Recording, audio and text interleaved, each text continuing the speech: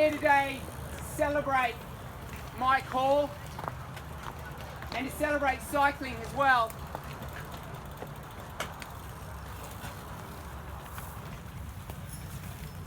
Like you, I've only known Mike for the last 14 days. Fortunately, I was with the film crew for the 14 days and I got to spend some closer moments with him and some of the other riders that are here today. I'd just like to mention a couple of moments along that ride, just a couple of the endearing qualities and also the racer in Mike, because he had some fight. I remember the night before the race started, everyone was down having a few beers at the local at the Fremantle.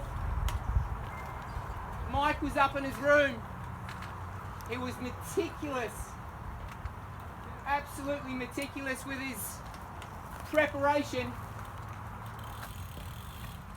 We didn't see him until the last hour and he came down and then he went straight back to bed. He was fairly focused, but he still had time to come down and speak to all the riders and share some wisdom. Not that he let on too much. The next morning, one of the moments I really remember was when all the riders, 70 riders, took off from the South Mole lighthouse. Once everybody had left, Mike rolled through last. He wanted to make sure that all the riders got off safely. It only took him a few kilometres to be on the front again.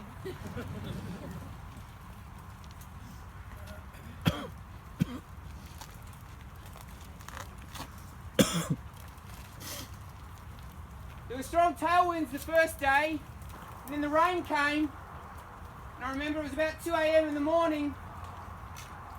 We rolled up in the film car beside Mike and asked him how it was going.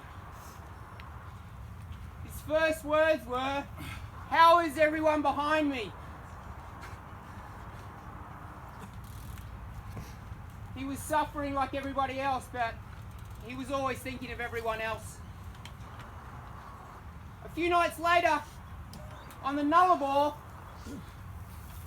we came across him in a ditch, trying to get an hour's sleep. It was a freezing night, he couldn't sleep.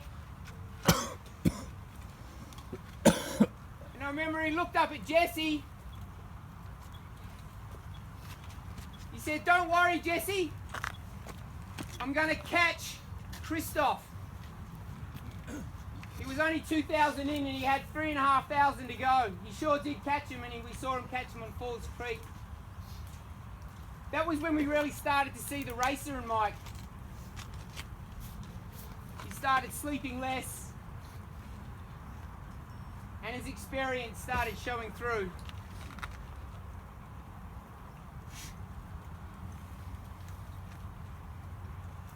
We also had some fun times with him. Remember at Border Village, halfway on the where the West Australian border meets the South Australian border, he decided to grab a motel room for a couple of hours, and he crawled out of the hotel room and onto his bike. He was about to take off and another rider came in for breakfast. Mike got off his bike and had a coffee with him.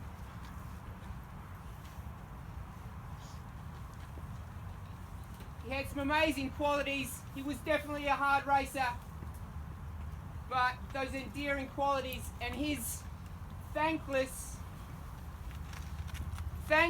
thought for all the other riders and the cycling community around the world is what I will most remember. I could go on with his stories,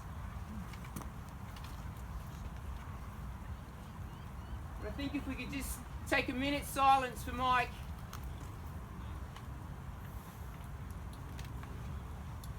He will be sorely missed. Thank you everyone for coming out this morning.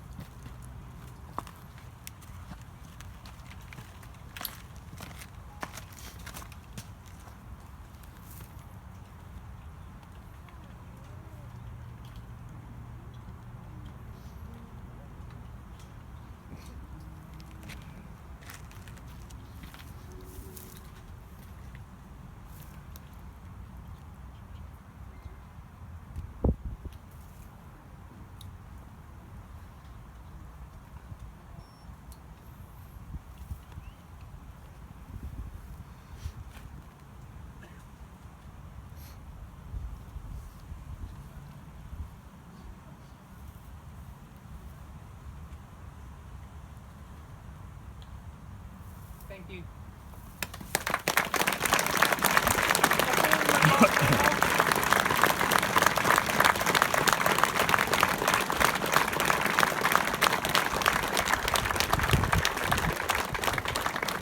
Before we move off today, you've heard my voice a lot today. I know I've been shouting at you guys, crossing bridges and everything else. And I want to thank you though, and take this time to thank you all for coming out today to show your support. On the previous Friday, we also lost another long distance rider by the name of Jim Freeman. Jim Freeman, like Mike, enjoyed long distance rides, an Audix rider himself. He died just outside of Benalla in tragic circumstances. Just similar circumstances as what Mike has gone through as well. When we think about our riding, we always just make sure that we do what we can. We ask for everyone else to do what they can to keep us safe as well. Thank you all for coming out again. When you leave today, there are multiple routes to leave from.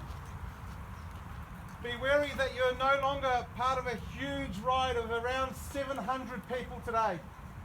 You're back to being on your own, you're back to being with your small groups and your friends.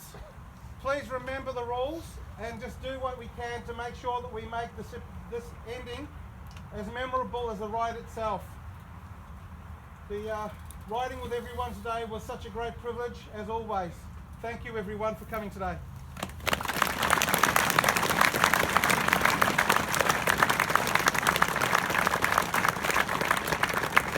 Also, thank you Chris for starting to organise the ride in the first place. So Chris, put your hand up.